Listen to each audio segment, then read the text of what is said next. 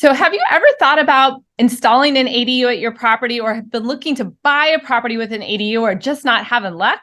Well, I get a lot of common questions about an ADU, what the rules are in San Jose. So I did some research and found an expert who's going to help us out today. So stay tuned. Hi, I'm Theresa Wellman with homeownerexperience.com. Today I have an expert on ADUs and I have Kevin. Kevin, can you please introduce yourself and tell us a little bit about what you do?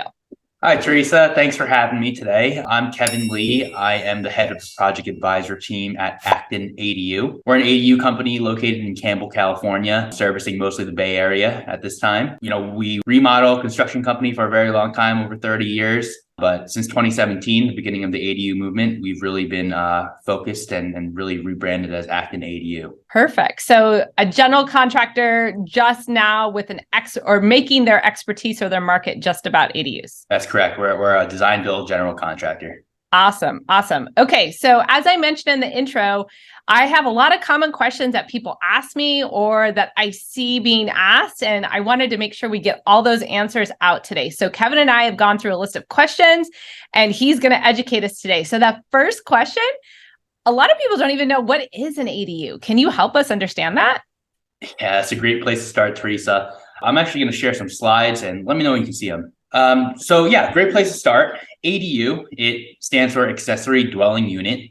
You might have heard the terms granny flat, in-law suite, mother-in-law suite, maybe even backyard house. Mm-hmm. These are all just different ways of saying ADU. And by definition, ADUs are secondary dwelling units with complete independent living facilities for one or more person.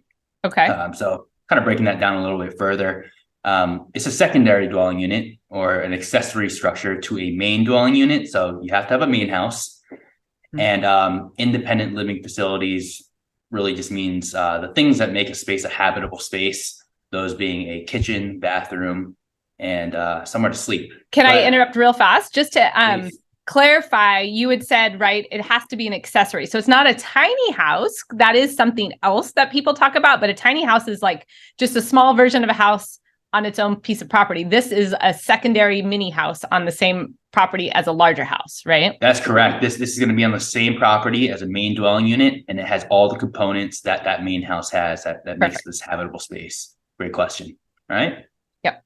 Yeah, just kind of digging into another layer of it. When most people think of accessory dwelling unit, they're probably thinking of this detached unit you see on the top left. But at the same time, you can have an attached unit. The attached unit would have its own entrance. We could also have garage conversion ADUs, whether that's taking an existing garage and renovating the existing space within that space or adding square footage or adding a second story. These are all types of ADUs. And then there's junior ADUs, which are really kind of their own type of ADU. It's really working within existing space of the main home. I've not heard that term before. Yeah, it's a different one, but really each of these are different ways of building an ADU, and they all have their pros and cons and rules and regulations to really get them done the right way. Perfect. Yeah. So are there minimum lot sizes or size of space you need to put an ADU on your property? That's another good question that we do get a lot. And kind of just disclaim what I'm going to do on this call. You'll probably sense the general theme of my answers. So the state, the local codes, they do a good job of outlining the general rules and regulations of what can be done. But really, at the end of the day, to answer questions just like this, it comes down to the property that we are building on and the design that we are working on for the project, right? Mm-hmm. So let me kind of explain that a little bit more. Okay. If you look online, California handbook, it'll say that an ADU needs to be a minimum of 150 square feet. Oh, right? Okay. So that doesn't necessarily answer the question, right? So what we need to look into is setbacks. If we're doing a detached unit, it has to be a certain distance from the main house, a certain distance from the rear, and a certain distance from the side property lines, right? So those distances, they're going to vary in every jurisdiction. San Jose may treat it different than Burlingame and all over. And then on top of that, what it really is going to come down to is, does your property have any utility poles in the backyard, a storm drain? Are there any easements? Is it a 5-foot easement, a 10-foot easement, a 15-foot easement?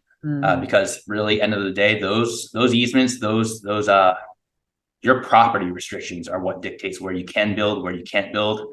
And you're going to want to factor all that in on top of the 150 square feet minimum requirement for an Perfect. ADU.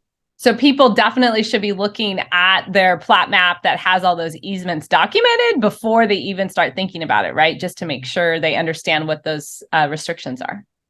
I would say so. That's the place that we like to start. Checking out the tract maps, the parcel maps, understanding, what your property dictates you have to do for your project. Perfect. Okay. Got it.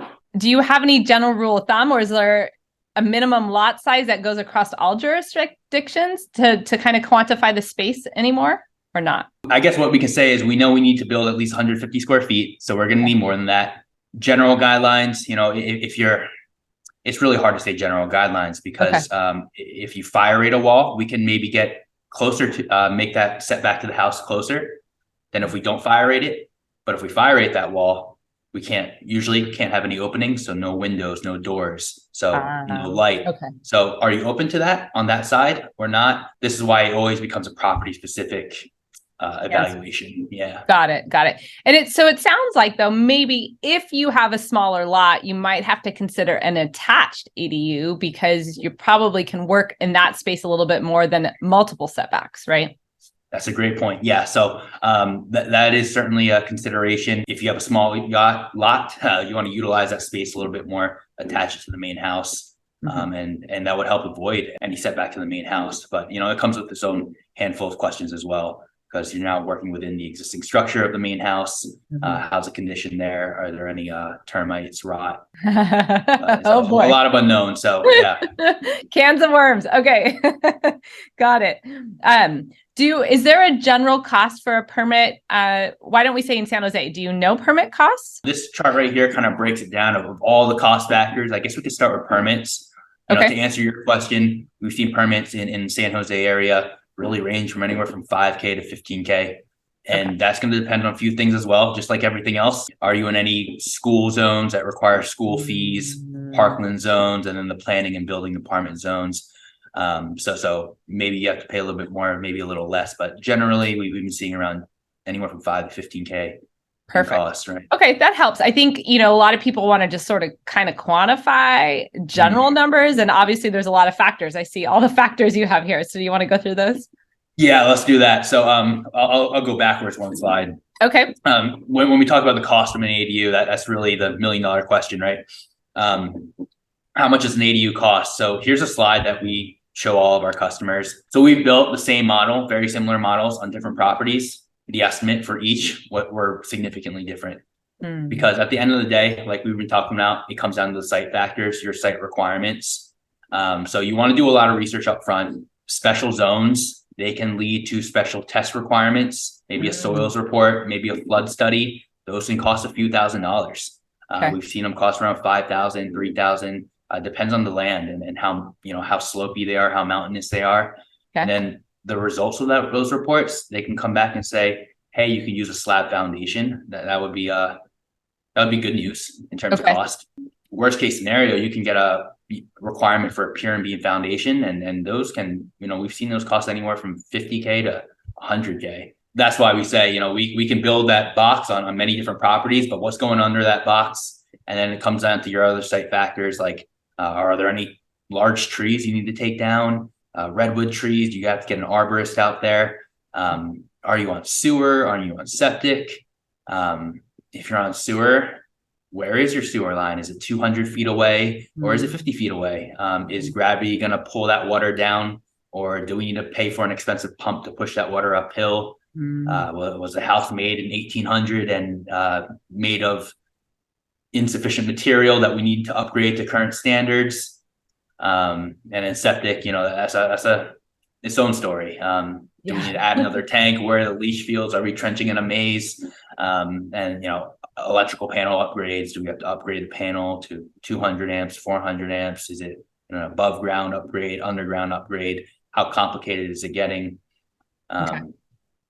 So yeah, lots of things. Lots of variables. I guess to answer your question, if I didn't already, we built ADUs, small projects, quick touch-up projects.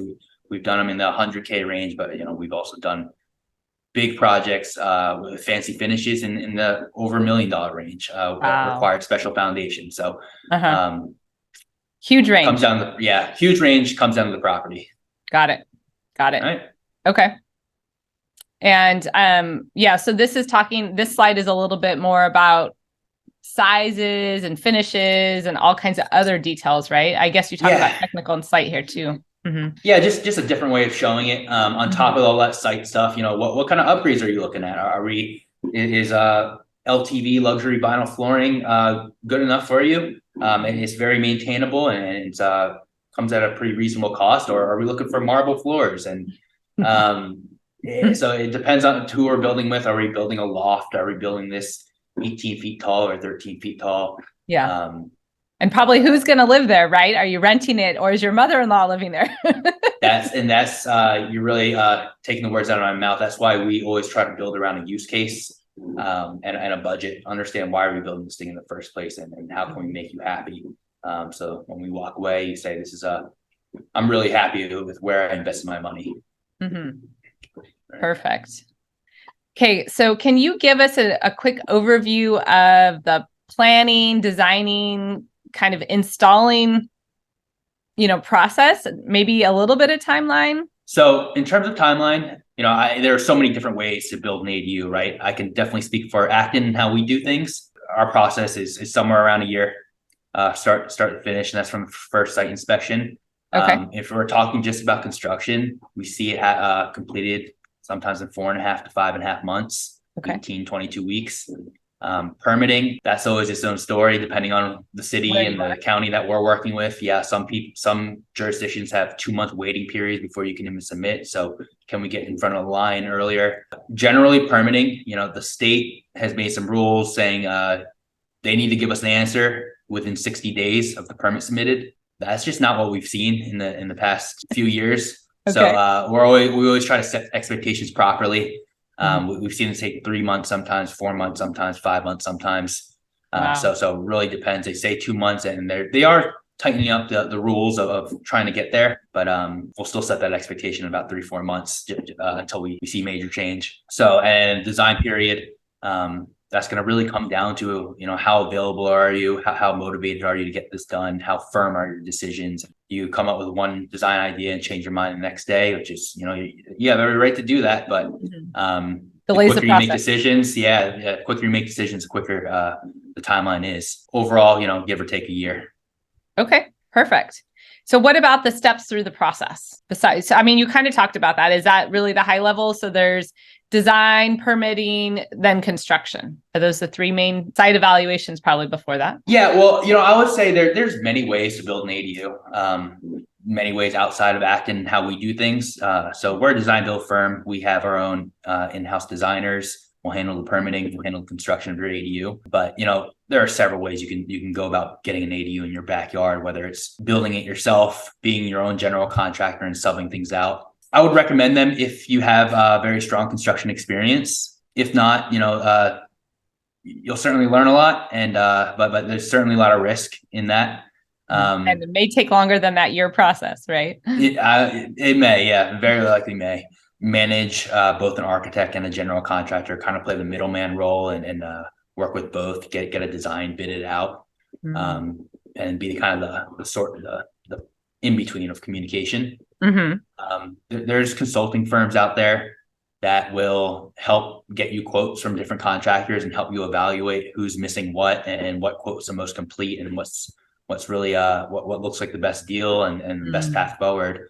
And then there's hiring a design build ADU specialist like ourselves. To answer your question, in terms of our process, we always want to start off by figuring out where we can build and what we can build and what we have to do to build. Okay. So that starts with a thorough site inspection, thorough research. We don't want to start designing things, getting people's hopes up, and then figuring out there's a 10-foot easement in your backyard, and we just spent 3 months designing and for something we can't actually build.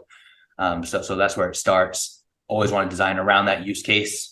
Why are we building this thing in the first place? Is it for mom? What does mom need to be happy? And what is the budget that you're comfortable spending when we walk away? You say you're very happy with where you put your money.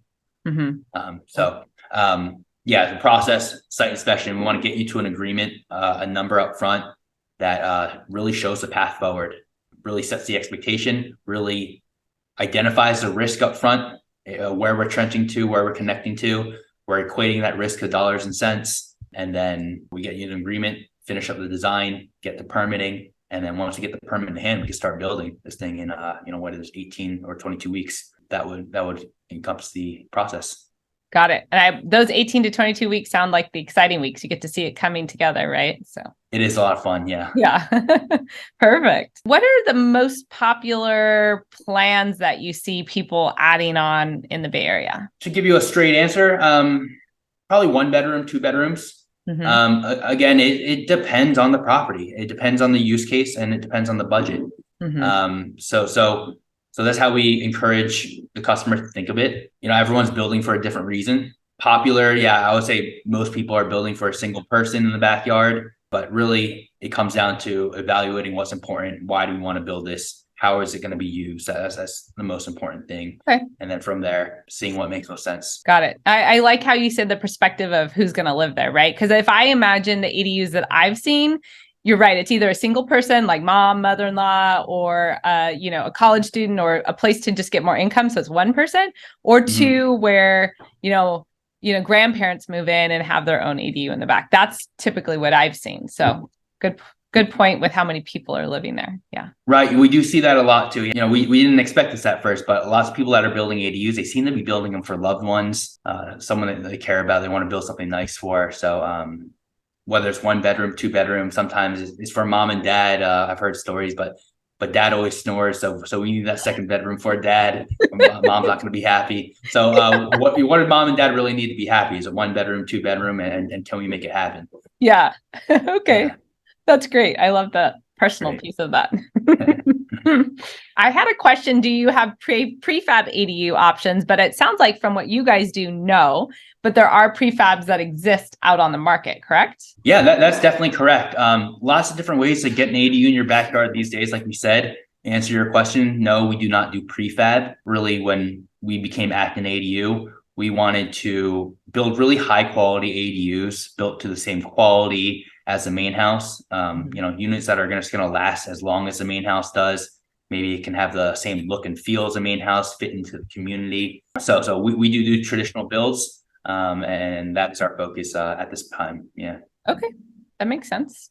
So did you have any other slides or materials that you wanted to share, or did we cover everything? This might just be the last one. Okay. And if anyone wants to get in touch with us, like we said, everything is so property specific. So there are all these state and local codes, which are great to get started with. But end of the day, if you can memorize all of them, you can learn them all, but it's very unlikely that they're just going to overlap onto your property and you're going to be able to apply them all directly. So if anyone's interested in a chat or learning more, you can reach out to us for a chat at actonadu.com/contact. There's a form on there you can fill out. Okay. One of our project advisors will reach out to you immediately to set up a quick 10-minute chat. Okay. And maybe if you're just for an additional info, maybe some more detail on some of these things I already talked about today, we do a webinar on our website as well. So it's actonadu.com/adu-webinars. Okay. Can you explain a little bit about the webinars? That's kind of interesting. So is it like educational, or do you do it like jurisdiction specific, or how do you split up the webinars? Right now it's really an educational webinar. Okay. We plan to put many more on there and maybe we'll see what the hot topics are and what people want to know about. Yeah. Right now it's more of an educational webinar, just kind of going into more detail on some of the topics we actually talked about today. Perfect. Okay. So next step is check out one of those webinars for sure, or reach out for a quick chat. Either way. Yeah. Either way. Even on the webinar, you could reach out. There's a form on there if you want to view it and then have more questions, fill it out, and then we can answer the questions that are really specific to your project on your property and your use case. Awesome. Thank you so much, Kevin. I learned tons today. I really appreciate you being prepared with all these great questions. So thank you for joining. Thanks for connecting. It's always great to meet with someone looking to spread the good word about ADUs. Yes, absolutely. I'm excited about it. All right. Thank you so much. All right. Thanks so much. Take care.